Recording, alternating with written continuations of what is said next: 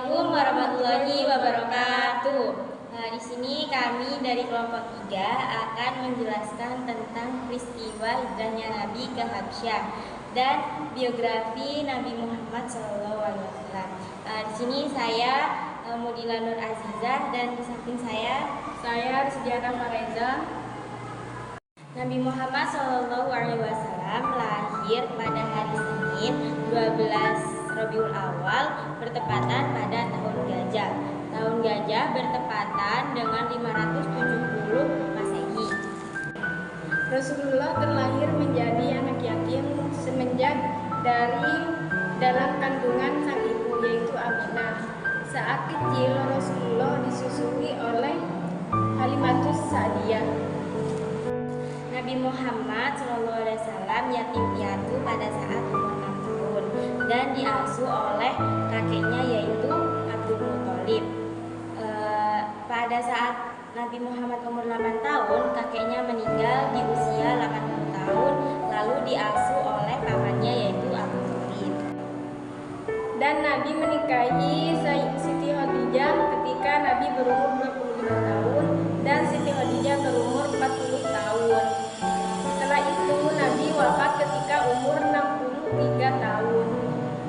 Bertepatan pada 12 Rabiul Awal tahun ke-11 Hijrah, Rasulullah wafat.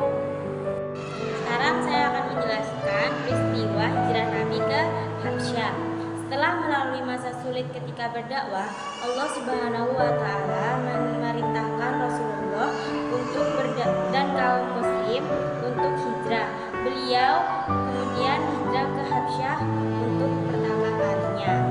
Tekanan yang dilakukan orang-orang kafir kepada kaum muslimin pada pertengahan dan akhir tahun keempat kenabian masih bersifat ringan. Namun memasuki pertengahan tahun kelima, perlakuan mereka semakin keras. Hal ini mendorong kaum muslimin untuk mencari tempat lain yang aman untuk menjaga agama mereka. Maka pada bulan Rajab tahun kelima kenabian, hijrahlah rombongan pertama dari kalangan para sahabat ke negeri Habsyah atau Ethiopia.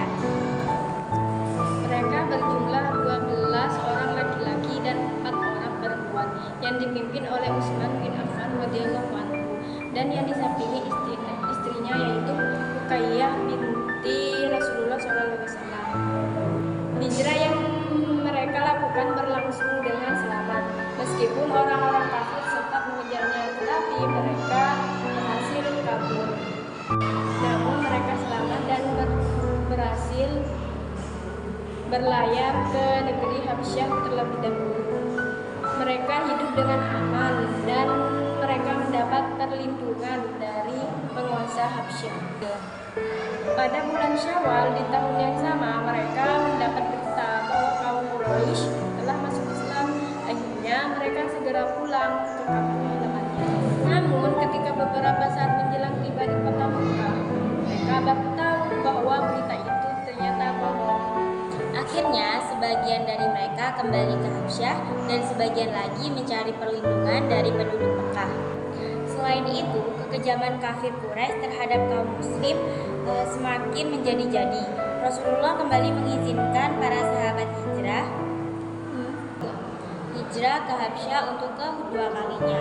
Maka berangkatlah rombongan kedua yang berjumlah 83 orang laki-laki dan 19 perempuan menuju Habsyah. Orang-orang kafir Quraisy sangat besar ketika mengetahui bahwa kaum muslimin mendapatkan perlindungan yang aman di negeri Habsyah. Maka mereka mengutus 2 orang yang cerdas dan gigih, yaitu Amr bin Ash dan Abdullah bin Rabi'ah sebelum mereka masuk Islam dengan membawa aneka hadiah berharga. Mereka berusaha membujuk Raja Najasyi untuk memulangkan kaum muslimin ke suku Quraisy. Namun berkat kebijakan Raja Najasyi dan kepiawaian para sahabat yang diwakili oleh Ja'far bin Abu Thalib sebagai juru bicara mereka dalam menerangkan hakikat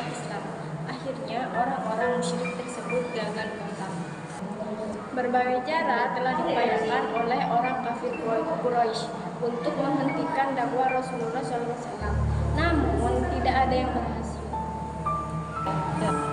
Berikutnya mereka menggunakan cara lewat paman beliau lagi, yaitu Abu Thalib.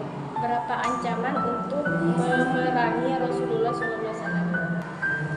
Karena ancaman tersebut dianggap serius, Abu Thalib segera mengutarakannya kepada Rasulullah SAW. Melihat gejala sang paman mulai lemah dan tak kuat menanggung beban, maka dengan tega Rasulullah mengatakan, "Wahai pamanku, demi Allah, seandainya mereka meletakkan matahari di tangan kiriku dan bulan di tangan kiriku untuk aku meninggalkan perkara dakwah ini, sampai aku memenangkan atau aku hancur bersamanya, niscaya aku tidak akan pernah meninggalkan." Mendengar jawaban tegas seperti itu, Abu Thalib kembali bersemangat melindungi keponakannya. Abu Thalib pun berkata, "Pergilah wahai keponakanku dan sampaikanlah apa yang kamu sukai. Demi Allah aku tidak akan menyerahkanmu kepada siapapun selama-lamanya." Di lain waktu, mereka kembali mendatangi Abu Thalib untuk menawarkan cara lain. Mereka datang dengan membawa seorang pemuda yang gagah dan tampan, diserahkan kepada Abu Thalib. Dan sebagai gantinya, dia harus menyerahkan Rasulullah kepada mereka untuk mereka bunuh. Tentu saja, tawaran yang aneh tersebut ditolak mentah-mentah oleh Abu Thalib. Setelah berbagai kegagalan dialami oleh kaum kafir Quraisy, akhirnya sampailah mereka pada keputusan untuk membunuh Rasulullah SAW. Disebutkan dalam beberapa riwayat beberapa upaya dari tokoh-tokoh kafir Quraisy untuk membunuh Rasulullah SAW. Namun upaya-upaya mereka pun menemukan kegagalan pula karena Allah SWT selalu melindungi hamba yang paling dikasihinya. Di antara riwayat yang terkenal dalam hal ini adalah upaya Abu Jahal yang hendak melemparkan batu jika Rasulullah SAW sedang sujud dalam salatnya. Pada hari yang telah ditentukan, sebagaimana bisa Rasulullah datang ke Ka'bah untuk sholat. Kemudian, sebagaimana rencana semula, Abu Jahal mengambil sebongkah batu lalu menghampiri Rasulullah untuk menimpakan batu tersebut ke atas kepala beliau. Namun, tak beberapa lama kemudian, Abu Jahal kembali menemui teman-temannya dalam keadaan pucat pasi. "Ada apa, wahai Abu Jahal?" tanya teman-temannya keheranan. "Ketika aku akan melakukan rencanaku dan hampir mendekatannya, ternyata ada seekor unta yang sangat besar menghalangiku. Unta tersebut sangat besar, belum pernah aku melihat unta tersebut, dan seganas itu. Hampir-hampir dia menerkamku," jawab Abu Jahal. Di tengah suasana yang masih penuh intimidasi dan tekanan dari orang kafir Quraisy terhadap kaum muslim, muncullah secercah harapan, yaitu masuk Islamnya Hamzah bin Abdul Muthalib, paman Rasulullah SAW pada akhir tahun ke-6 kenabian. Hamzah masuk Islam setelah mendengar berita perlakuan Abu Jahal yang telah menganiaya Rasulullah dengan memukulkan sebuah batu ke kepala beliau hingga mengucurkan darah. Segera Raja Hamzah, lelaki gagah dan terpandang di suku Quraisy yang saat itu baru saja pulang menemui Abu Jahal untuk menuntut balas atas perlakuan kasar tersebut. Setelah berhasil menemui Abu Jahal, Hamzah segera menghadiknya. Dan Hamzah berkata, "Wahai Abu Jahal, kamukah yang telah menghina keponakanku padahal aku sudah masuk agamanya?" Kemudian Abu Jahal dipukulnya dengan busur hingga terluka. Hampir saja terjadi perkelahian massal karena keluarga kedua belah pihak ingin ikut campur. Namun Abu Jahal segera menghentikan hal tersebut seraya mengakui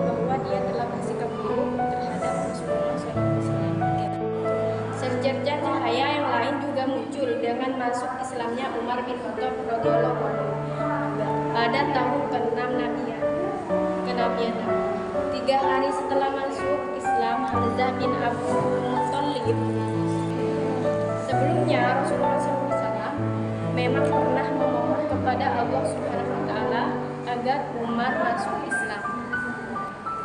Ya Allah, muliakanlah Islam dengan salah seorang dari 2 orang yang betul Engkau cintai, yaitu Umar bin Khattab atau Abu Jalal bin Hisham. Ternyata yang lebih Allah cintai dari keduanya yaitu Umar bin Khattab radhiyallahu anhu. Setelah Hamzah dan Umar bin Khattab radhiyallahu anhu masuk Islam serta jumlah kaum muslimin semakin banyak, orang kafir Quraisy semakin kalah kabut upaya mereka untuk menghalangi dakwah Rasulullah SAW semakin kehilangan arah. Salah satu bentuk upayanya yaitu yang pertama, mereka mengutus Uqbah bin Rabi'ah menghadap Rasulullah untuk menawarkan beberapa tawaran yang menurut mereka dapat menghentikan dakwah Rasulullah. Uqbah yang dikenal dengan Abu Walid menyampaikan tawaran tersebut kepada Rasulullah, yaitu jika Rasulullah menginginkan harta yang banyak, maka mereka akan memberikan kepada beliau sehingga Rasulullah menjadi orang yang paling kaya raya di antara mereka.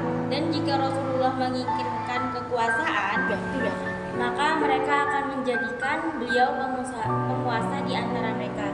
Namun dengan syarat beliau harus menghentikan dakwahnya.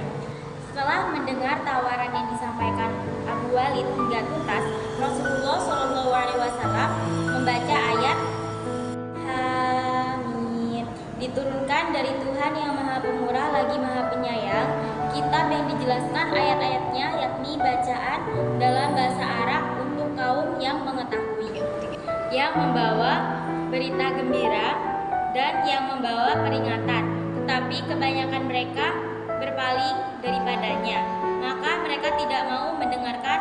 Mereka berkata, hati kami berada dalam tutupan yang menutupi apa yang kamu seru kami kepadanya. Quran Surat Fussilat ayat 1-5. Akhirnya Abu Walid kembali menemui kaumnya dengan membawa kegagalan. Bahkan justru dia terkagum-kagum dengan ayat-ayat yang telah dibaca Rasulullah SAW, sehingga kaumnya menuduh Rasulullah telah menyihirnya.